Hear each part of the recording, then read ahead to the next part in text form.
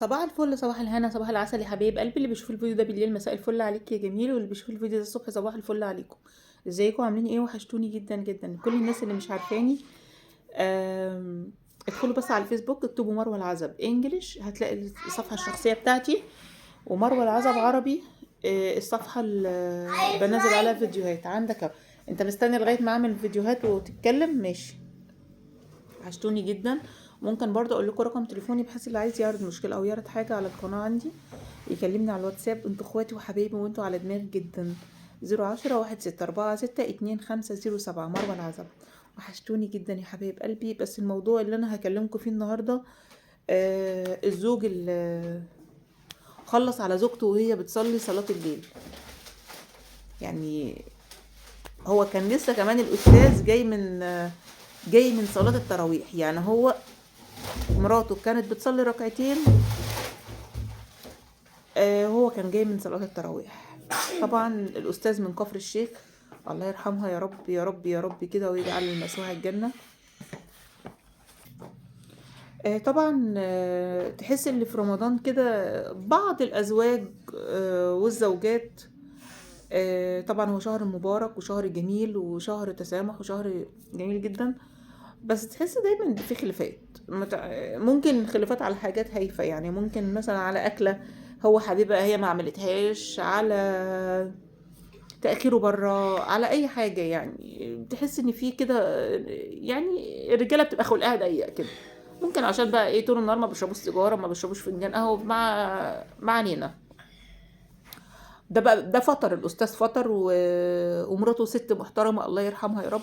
بتقول لك بقى أختها هيام، آه، ان هم الجيران اتفاجئوا براجل نازل من بيته بعد صلاة التراويح، قاعد على باب البيت بيصوت وبيقول الحقوني يا جماعة انا خلصت عليها، ما هي مزهقاني في عيشتي. فكانت الناس مفكرة ان هو راجل بيهزر.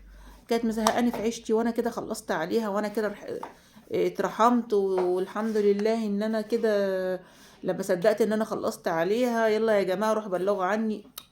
الناس كانوا يفكروني بيهزر، فطلعوا برضو يشوفوا الست، لقوا الست مخنوقة، مخنوقة بحبل وعلى سجادة الصلاة مخنوقة بحبل. المهم بلغوا الشرطة. تصوروا بيقول ايه للشرطة يا جماعة؟ تصوروا الزوج بيقول ايه للشرطة؟ هو مش ايوه انا خلصت عليها، ولو كانت عايشة كنت هخلص عليها تاني. ايوه مش المفروض ان الزوجة تسمع كلام زوجها؟ دي ما بتسمعش كلام في حاجة، مش المفروض تطيع زوجها؟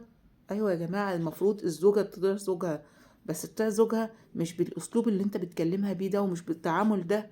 ايه اللي حصل يا سيدي؟ قول.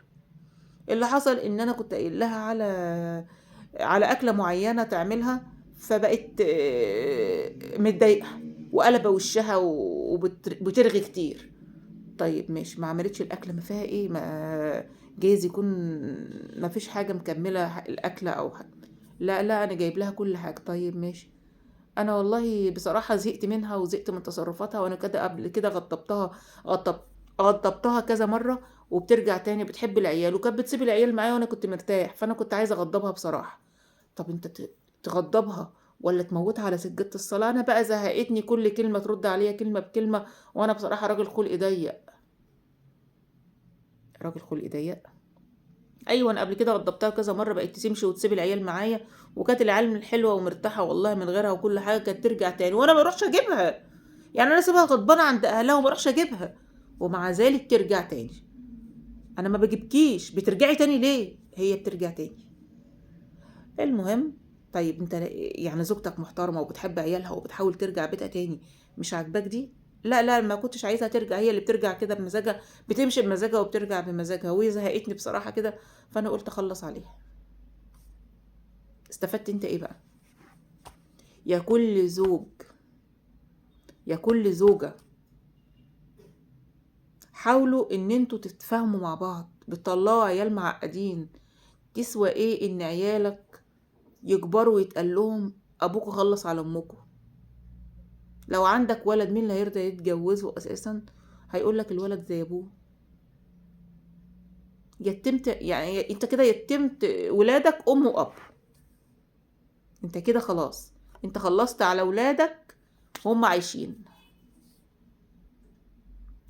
من حق الزوجة انها تطيع زوجها، بس مش من حقك ان انت تبهدلها، مش من حقك ان انت تعاملها كده، مش من حقك انك تغضبها وما تروحش تجيبها وتكلمها وحش وتذلها وفي الاخر تموتها على زكاة الصلاة. لله الامر من قبل ومن بعد.